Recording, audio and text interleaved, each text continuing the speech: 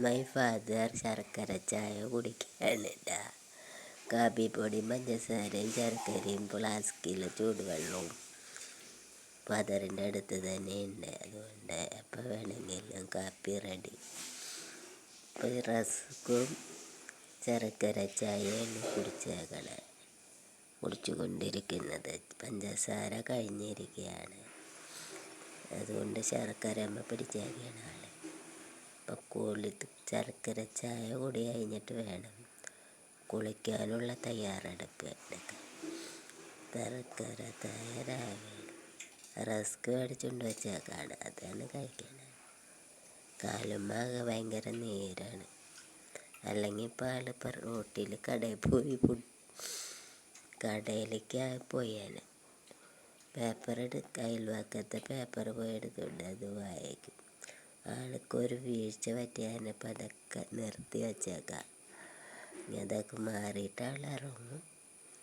പിന്നെ പടിഞ്ഞാപ്പുറം ഒരു കടയിൽ പോയി ചായയും മുട്ടയും സമൂസയും ഉള്ളി ബജിയൊക്കെ അടിച്ചിട്ട് വരും. ഒരു 3 മണിയാവുമ്പോൾ.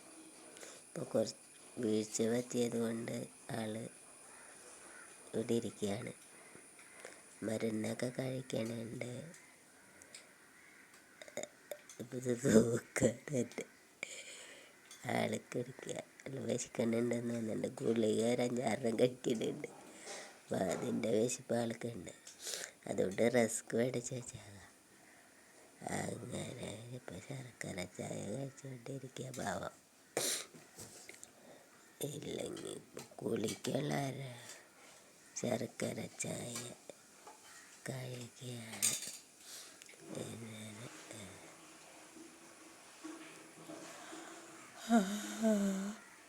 ഞങ്ങളുടെ വീടൊക്കെ പഴയതാണ്.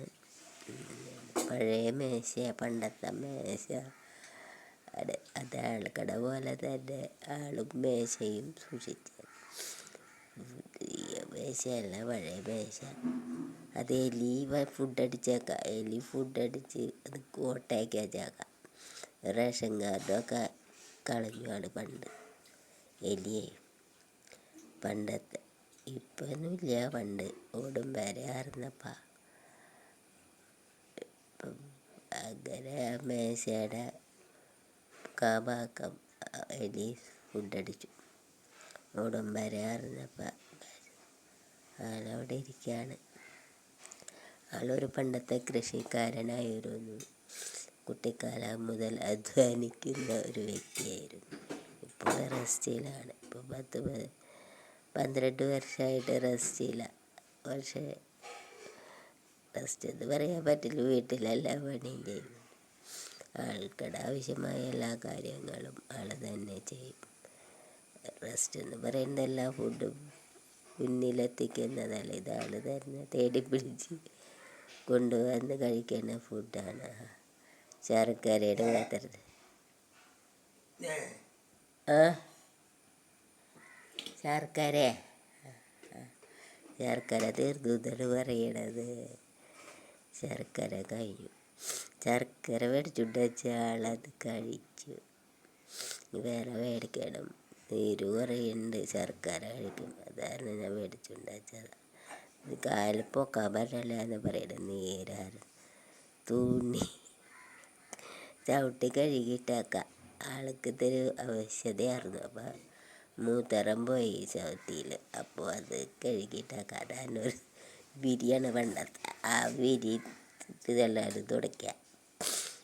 മുന്നിലെ ആൾ തന്നെ എല്ലാ കാര്യങ്ങളും ചെയ്യും. ഇതാളുടെ മകനാണ്, ഏക മകൻ.